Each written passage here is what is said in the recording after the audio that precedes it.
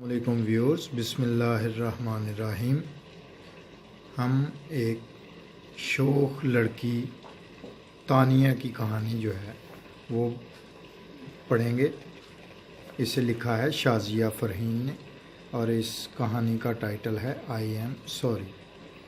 تازہ ہوا کے جھونکے کے ساتھ ہی مس صبا کلاس میں داخل ہوئیں اور اپنی مخصوص مسکراہٹ سے طالبات کی جانب دیکھا۔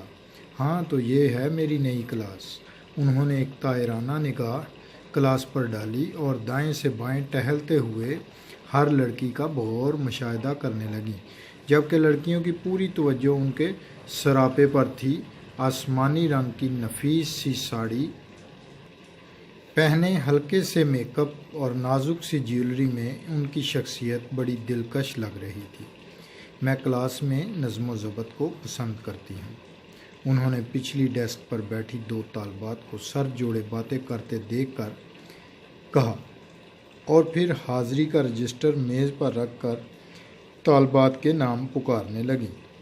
تانیہ احمد۔ مس صبا نے آخری نام پکارا اور دوسری صف میں بیٹھی ہوئی شوخ سی لڑکی نے یس مس کہتے ہوئے اپنے بالوں کو ہلکا سا جھٹک دیا اور پھر اپنے ناخنوں پر لگی کیوٹکس کھرچنے لگی۔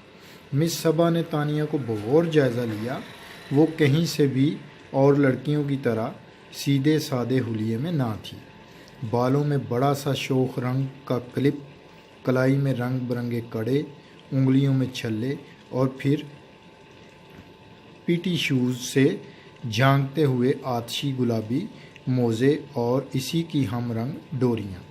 طالب علموں کو سادہ رہنا چاہیے اور اپنی تمام تر توجہ تعلیم پر دینا چاہیے، مس صبا نے تانیہ کو بغور دیکھتے ہوئے کہا، مگر تانیہ کا چہرہ بالکل اسپاٹ تھا، گویا اس پر کوئی اثر ہی نہیں ہوا تھا، اس لیے وہ ان سے بے پرواہ ہو کر کھڑکی سے باہر کا منظر دیکھنے میں محو ہو گئی۔ اور پھر کچھ دیر بعد مس صبا نے ریاضی کی مشقیں شروع کروا دیں اور یہ دیکھ کر ان کی حیرت کی انتہا نہ رہی کہ تانیہ بلا کی ذہین تھی۔ وہ ہر سوال بڑی آسانی سے یوں حل کر رہی تھی جیسے یہ سب کچھ اس کے لیے کچھ مشکل نہیں، جبکہ دیگر لڑکیاں ادھر ادھر جھانک کر اور کچھ دماغ لڑا کر مشق حل کرنے میں مشغول تھیں۔ مس صبا تانیہ کی ذہانت کی قائل ہو گئیں، لیکن اس کے نت نئے فیشن انہیں ایک آنکھ نہ بھاتے۔ کئی دفعہ تو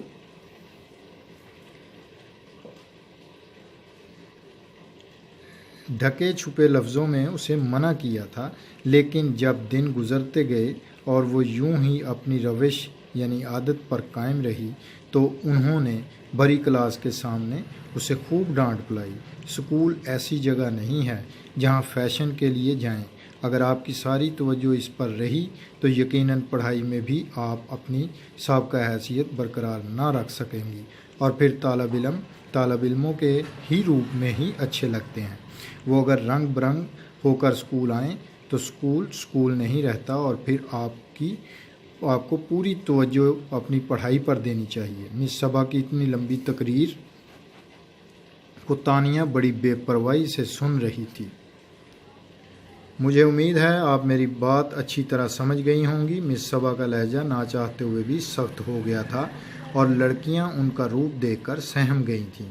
اگلی نشست پر بیٹھی سائمہ نے تو اپنے کان میں پڑی ہوئی ننھی منھی سی بالیاں بھی اتار کر بیگ میں رکھ دی تھیں۔ صدف نے اپنی انگلی میں سے نازک سا چھلا یوں چھپایا جیسے مس صبا کی پوری توجہ اس پر ہے، اور پھر کچھ ہی دیر بعد وہ اپنے لہجے میں خفگی لیے کلاس سے چلی گئیں۔ اب وہاں مس صبا کے بارے میں مختلف چہمگوئیاں کر رہے تھے، خود بھی تو اتنا بن سنور کر آتی ہیں، ہم نے میک اپ کر لیا تو انہیں کھٹکنے لگا۔ تانیہ کی گہری سہیلی رفت نے تانیہ سے کہا، لیکن وہ بالکل خاموش بیٹھی چکن سینڈوچ کھانے میں مشغول تھی۔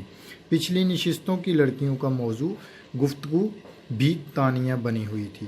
تانیہ کو واقعی اس روپ میں نہیں آنا چاہیے، سعدیہ نے کہا، اور کیا اسکول ایسے آتی ہے جیسے کہ کسی پرتکلف پارٹی میں آئی ہو؟